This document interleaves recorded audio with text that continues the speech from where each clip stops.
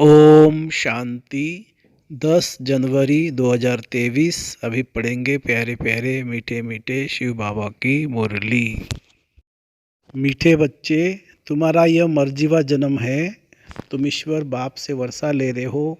तुम्हें बहुत बड़ी लॉटरी मिली, इसलिए अपार खुशी में रहना है। प्रश्न, अपने आप को कौन सी समझानी दो तो चिंता समाप्त हो जाएगी, गुस्सा चला जाएगा। उत्तर, हम ईश्वर की संतान हैं, हमें तो बाप समान मीठा बनना है। जैसे बाबा मीठे रूप से समझानी देते हैं, गुस्सा नहीं करते, ऐसे हमें भी आपस में मीठा रहना है, लून पानी नहीं होना है। क्योंकि जानते हैं जो सेकंड पास हुआ वो ड्रामा में पार्ट था, चिंता किस बात की। ऐसे ऐसे अपने आप को समझाओ तो चिंता खत्म हो जाएगी, गुस्सा भाग जाएगा। गीत है, यही बहार है। ओम शांति। यह है ईश्वरीय संतान की खुशियों का गायन। तुम इतना खुशी का गायन सतयुग में नहीं कर सकेंगे। अभी तुमको खजाना मिल रहा है, यह है बड़े से बड़ी लॉटरी। जब लॉटरी मिलती है तो खुशी होती है। तुम फिर इस लॉटरी से जन्म जन्मांतर स्वर्ग में सुख भोगते रहते हो। यह है तुम्हारा मर्जीवा जन्म। जो जीते जी मरते हैं, जो जीते जी मरते नहीं, उसका मर्जीवा जन्म नहीं कहेंगे। उन्हों को तो खुशी का पारा भी नहीं चढ़ सकता है। जब तक मर्जीवा नहीं बने, अर्थात बाप को अपना नहीं बनाया है, तब तक पूरा वर्षा नहीं मिल सकता है। जो बाप के बनते हैं, जो बाप को याद करते हैं, उनको बाप भी याद करते हैं। तुम हो ईश्वरीय संतान। तुम्हें नशा है कि हम ईश्वर बाप से वर्षा अथवा वर ले रहे हैं, जिसके लिए भक्त लोग भक्ति मार्ग में धक्का खाते रहते हैं। बाप से मिलने के लिए अनेकानेक उपाय करते हैं। कितने वेद शास्त्र मैगजीन आदि अथाह पढ़ते रहते हैं, परंतु दुनिया तो दिन प्रतिदिन दुखी हो जाती है। इनको तमोप्रधान होना ही है। यह बबूल ट्री है ना, बबूलनाथ फिर आकर कांटों से फूल बनाते हैं। कांटे बहुत बड़े बड़े हो गए हैं, बड़े जोर से लगते हैं। उसको अनेक प्रकार के नाम दिए हुए हैं, सतयुग में तो होते नहीं हैं। बाप समझाते हैं यह है कांटों की दुनिया, एक दो को दुख देते रहते हैं। घर में बच्चे भी ऐसे कपूत निकल पड़ते हैं, जो बात मत पूछो। माँ बाप को बहुत दुखी करते हैं। सभी कोई एक समान भी नहीं होते हैं। सबसे जास्ती दुख देने वाला कौन है? मनुष्य यह नहीं जानते। बाप कहते हैं इन गुरुओं ने परमात्मा की महिमा गुम कर दी है। बाप कहते हैं इन गुरुओं ने परमात्मा की महिमा गुम कर दी है। हम तो उनकी महिमा करते रहे। वह है परम पूज्य परमपिता परमात्मा। शिव का चित्र भी बहुत बड़ा, बहुत अच्छा है, परंतु बहुत लोग ऐसे हैं जो मानेंगे नहीं कि शिव कोई ऐसा ज्योति बिंदु है, क्योंकि वह तो आत्माओं से परमात्मा कह देते हैं। आत्मा अति सूक्ष्म है, जो भ्रुकुटी के बीच में बैठी है। फिर परमात्मा इतना बड़ा आकार वाला कैसे हो सकता है? बहुत विद्वान आचार्य लोग भी के पर हंसी उड़ाते हैं कि परमात्मा का ऐसा रूप तो हो ही नहीं सकता। वह तो अखंड ज्योतिर्मय तत्व, हजारों सूर्य से तेजोमय है। वास्तव में यह रॉन्ग है। इनकी राइट महिमा तो बाप खुद ही बताते हैं। वो मनुष्य सृष्टि का बीज रूप है। यह सृष्टि एक उल्टा झाड़ है। सतयुग त्रेता में उनको कोई याद नहीं करते हैं। मनुष्य को जब दुख होता है तब उनको याद करते हैं, हे भगवान, हे परमपिता परमात्मा रहम करो। सतयुग त्रेता में तो कोई रहम मांगने वाला होता ही नहीं है। वह है बाप रचिता की नई रचना। इस बाप की महिमा ही अपरंपार है। ज्ञान का सागर पतित पावन है। ज्ञान सागर है तो जरूर ज्ञान दिया होगा। वह सतचित आनंद स्वरूप है, चैतन्य है। ज्ञान तो चैतन्य आत्मा ही धारण करती है। समझो हम शरीर छोड़ जाते हैं तो आत्मा में ज्ञान के संस्कार तो है ही नहीं। बच्चा बनेंगे तो भी वह संस्कार होंगे, परंतु ऑर्गन छोटे हैं तो बोल नहीं सकते। ऑर्गन्स बड़े होते तो याद कराया जाता है तो स्मृति में आ जाता है।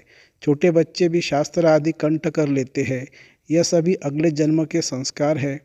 अब बाप हमको अपना कार्य अब बाप हमको अपना ज्ञान का वर्षा देते हैं। सारे सृष्टि का ज्ञान इनके पास है, क्योंकि बीज रूप है।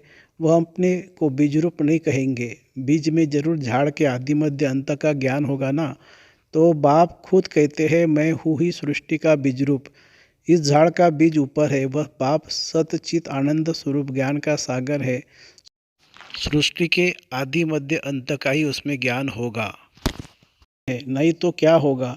क्या शास्त्रों में शास्त्रों का ज्ञान होगा वो तो बहुतों में है, परमात्मा की तो जरूर कोई नई बात होगी ना, जो कोई भी विद्वान आदि नहीं जानते हैं। कोई से भी पूछो इस सृष्टि रूपी झाड़ की उत्पत्ति, पालना, संहार कैसे होता है, इनकी आयु कितनी है, यह कैसे वृद्धि को पाता है, बिल्कुल कोई नहीं समझा सकते हैं। एक गीता ही है सर्वशास्त्रमय शिरोमणि, बाकी तो सब है उनके बाल बच्चे। जबकि गीता पढ़ने से ही कुछ नहीं समझते तो बाकी शास्त्र पढ़ने से फ़ायदा ही क्या। वर्षा तो फिर भी गीता से मिलना है। अब बाप साले ड्रामा का राज समझाते हैं। बाप पत्थर बुद्धि से पारस बुद्धि बनाए पारसनाथ बनाते हैं। अब तो सब पत्थर बुद्धि पत्थरनाथ है, परंतु वह अपने को बड़े बड़े टाइटल्स देकर अपने को पारस बुद्धि समझ बैठे हैं। बाप समझाते हैं मेरी महिमा सबसे न्यारी है, मैं ज्ञान का सागर, आनंद का सागर, सुख का सागर हूँ। ऐसी महिमा तुम देवताओं की नहीं कर सकते हो। भक्त लोग देवताओं के आगे जाकर कहेंगे आप सर्वगुण संपन्न है, बाकी की तो एक ही महिमा है, वह भी बाप की तो एक ही महिमा है, वह भी हम जानते हैं। अभी हम मंदिर में जाएंगे तो बुद्धि में पूरा ज्ञान है कि उन्होंने तो पूरे 84 जन्म लिए हैं। अभी अपने को इतनी खुशी है, आगे थोड़ी यह ख्याल आता था। अब ये समझते हैं हमको ऐसा बनना है। बुद्धि में बहुत परिवर्तन आ जाता है। बाप बच्चों को समझाते आपस में बहुत मीठे बनो, लून पानी मत बनो। बाबा कभी भी किसी से गुस्सा करता है क्या? बड़े मीठे रूप से समझाने देते हैं। 1 सेकंड पास हुआ, कहेंगे यह भी ड्रामा में पार्ट था, इसकी चिंता क्या करनी है। ऐसे ऐसे अपने को समझाना है। तुम ईश्वरीय संतान कम थोड़ी हो। यह तो समझ सकते हो कि ईश्वरीय संतान जरूर ईश्वर के पास रहते होंगे। ईश्वर निराकार है तो उसकी संतान भी निराकार है। वही संतान यहाँ चोला लेकर पाठ बजाती है। स्वर्ग में मनुष्य है देवी देवता धर्म के। अगर सबका बैठ हिसाब निकाले तो कितना माथा मारना पड़े, परंतु समझ सकते कि नंबरवार समय अनुसार थोड़े थोड़े जन्म मिलते होंगे। आगे तो समझते थे मनुष्य कुत्ता बिल्ली बनते हैं, अभी तो बुद्धि में रात दिन का फर्क आ गया। यह सब है धारणा करने की बातें। नटशल में समझाते हैं कि अब 84 जन्म का चक्र पूरा हुआ है, अभी इस छीछी शरीर को छोड़ना है। यह सबका पुराना जड़जड़ीभूत तमोप्रधान शरीर है, इससे ममत्व मिटा देना है। पुराने शरीर को याद क्या करे, अब तो अपने नए शरीर को याद करेंगे जो मिलना है सतयुग में। वाया मुक्ति धाम में होकर सतयुग में आएंगे। हम जीवन मुक्ति में आते हैं और सब मुक्ति धाम में चले जाते हैं। इसको जय जयकार कहा जाता है। हाहाकार के बाद जय जयकार होना है। इतने सब मरेंगे, कोई तो निमित्त कारण बनेगा। नेचुरल कैलेमिटीज होगी, सिर्फ सागर ही थोड़ी सभी खंडों को खलाश करेगा। सब कुछ खलाश तो होना ही है। बाकी भारत अविनाशी खंड रहता है, क्योंकि यह है शिव बाबा का बर्थ प्लेस, तो यह हो गया सबसे बड़ा तीर्थ स्थान। बाप सबकी सदगति करते हैं।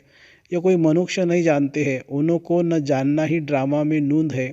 तब तो बाप कहते हैं कि बच्चे तुम कुछ नहीं जानते थे, मैं ही तुमको रचता और रचना अथवा मनुष्य सृष्टि के आदिमध्य अंत का सारा भेद समझाता हूँ, जिसको ऋषि मुनि भी बेअंत बेअंत कहकर गए हैं। यह थोड़ी समझते कि सारी दुनिया के 5 विकार बड़े भारी दुश्मन हैं। जिस रावण को भारतवासी वर्ष वर्ष जलाते ही आते हैं, उसको जानते कोई नहीं है, क्योंकि वह न जिस्मानी है न रूहानी है। विकारों का तो कोई रूप ही नहीं है। मनुष्य एक्ट में आता है तब पता पड़ता है कि इनमें काम का क्रोध का भूत आया। इस विकार की स्टेज में भी उत्तम मध्यम कनिष्ठ होते हैं। कोई में काम का नशा एकदम तमोप्रधान हो जाता है, कोई को रजो नशा, कोई को सत्व नशा होता है, कोई को तो बाल ब्रह्मचारी भी रहते हैं। समझते हैं यह भी एक झंझट है संभालना। सबसे अच्छा उनको कहेंगे। सन्यासियों में भी बाल ब्रह्मचारी अच्छे गिने जाते हैं, गवर्नमेंट के लिए भी अच्छा है। बच्चों की वृद्धि नहीं होंगी, पवित्रता की ताकत मिलती है।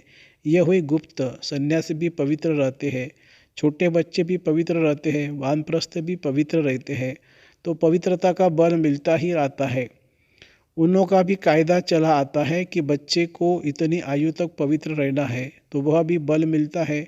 तुम हो सत्वप्रधान पवित्र, यह अंतिम जन्म। तुम बाप से प्रतिज्ञा करते हो, तुम सतयुग की स्थापना करने वाले हो। जो करेगा सो पवित्र दुनिया का मालिक बनेगा। नंबरवार पुरुषार्थ अनुसार। यह है ईश्वरीय कुटुंब।